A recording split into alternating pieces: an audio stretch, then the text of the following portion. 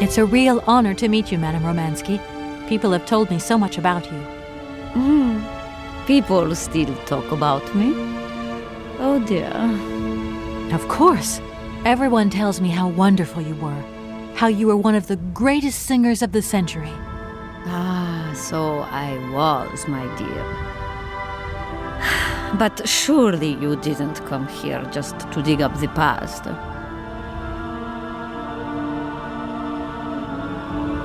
Like I said, I'm a lawyer, and to tell you the truth, I don't know much about classical music. But after talking to Mr. Borodin and Mr. Malkovich, they really made me want to hear you. Oh, you are too late, my child. 10 years too late. And how is dear Frank? Do tell me. Oh, I am still angry with him for leaving like that to America. Don't be offended, but I never suspected those cowboys actually have an ear for real music. I don't think he sings much anymore. The odd gala, the odd charity event. Anyway, he sends his love. Oh, his love.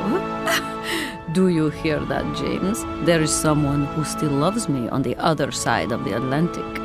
I never said they didn't, madam. What about this other gentleman? What is his name? Borodin? Do I know him? Yes, you once sang in Komkalsgrad. An incredible recital, if the director's account is anything to go by. If you only knew how moved he still is. He's another one who still adores you. I must confess that seeing one of my greatest admirers once more would do wonders for me, but... my voice. It is so... I couldn't. I'm wrapped up in a case at the moment, and because of it I met a certain Mr. Sergei Borodin, director of the Komkalsgrad Industrial Complex, situated to the northeast of here. I remember that factory. A sad city indeed. What am I saying? They all were. Madame Romansky, this Borodin is one of your biggest fans. If you could come and sing for him there, it would make one of his biggest dreams come true. Sing? Oh, my poor girl. I have not sung for years. Time has taken its toll. My voice is like the rest of me. Faded and wan, like my heart. Oh, aren't you going a bit far there? I bet you've still got a great voice. Oh, you are the sweetest cherry, my dear. I am not senile yet, but I look reality in the face every time I look in the mirror. And I can tell you, singing is something I did in the past. Madame Romansky, please understand I would never have come so far to disturb you if I didn't really need your help. I understand, my dear, but my health is failing me, as does my voice. Believe me, no one is sadder than I. Strange. I get the impression that Hans Vorarlberg turned up here, too. You know Hans Vorarlberg? Not exactly. I'm looking for him to sort out this inheritance case. But I've had to snoop around in his past a bit to get on his trail, and I guess he's kind of a close friend now. You knew him, didn't you? Oh, yes. I knew Hans Vorarlberg. Do you hear, James?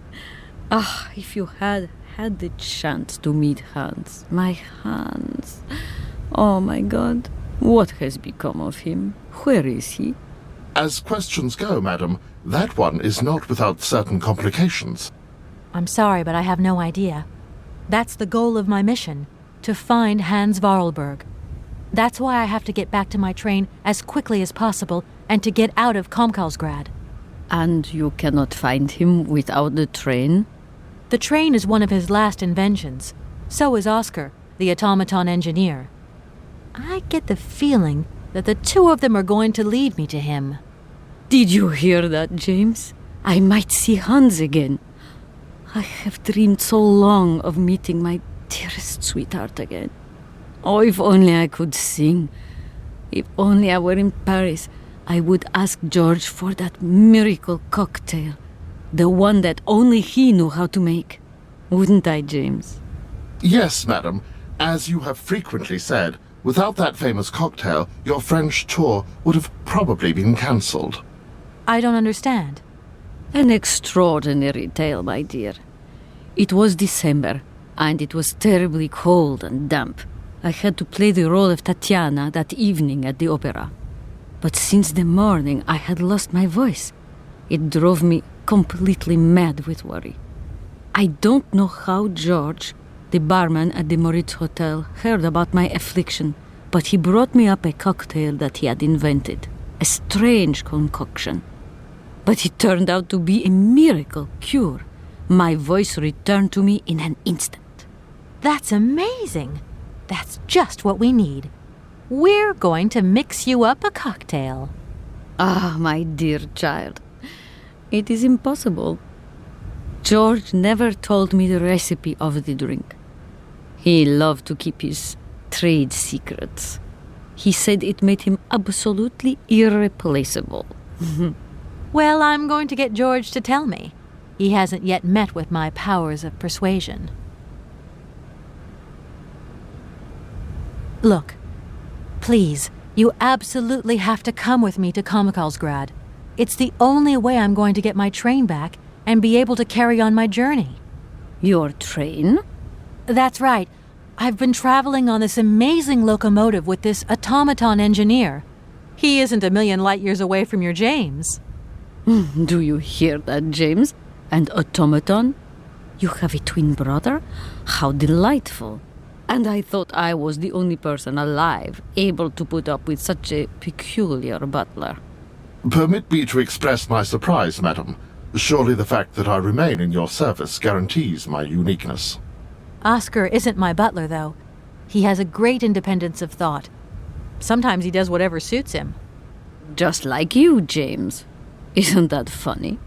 Madam will not be surprised to hear that she is strongly advised not to undertake a journey that, unless I am very much mistaken, will tire her needlessly.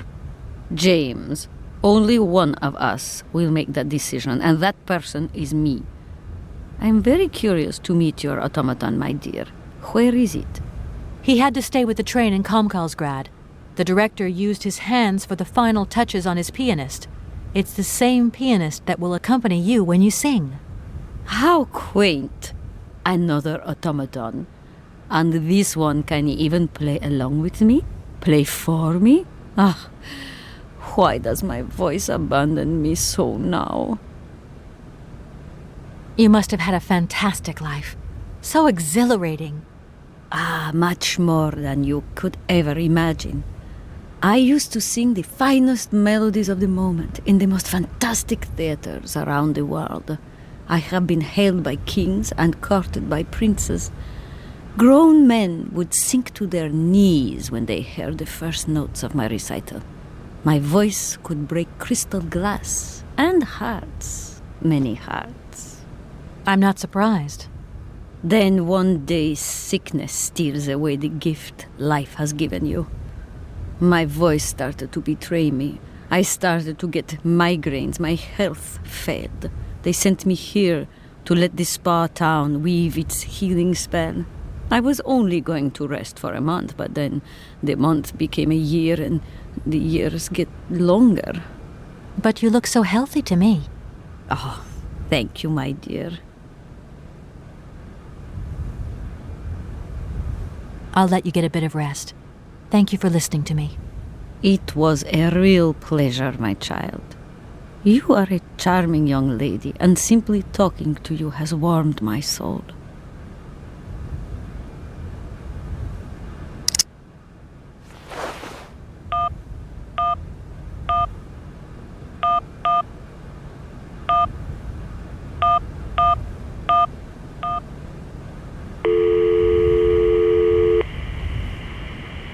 Hello, Hotel Moritz?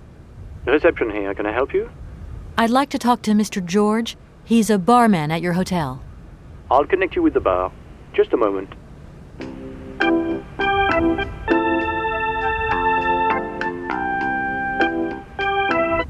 Hello, hotel bar? Hi, I'd like to talk to George, please. George? You mean Mr. George? Yeah, probably. He must have been a barman at the Moritz in the 50s. Well, don't want to disappoint you, but Mr. George stopped working here quite a while ago. What was it about? I've been told that Mr. George had a recipe for a fantastic cocktail, and only he knew the ingredients. I absolutely must know what was in it. It's a matter of life and death. I'd love to help you, ma'am, but you see, old George, now he knew a lot of cocktails. One hell of a barman and one hell of a reputation. He did write down his recipes before he left, but if you can tell me which one you were looking for exactly? I don't know. There are a lot of them, you say? Yeah, the Paris Peking Shuffle, the Deep Green Secret, Boco Poco, Blue Helena, Red Mambo. Helena! Yeah, that's the one. The Blue Helena. Right, I'll take a look. Blue Helena, you say? Let's see.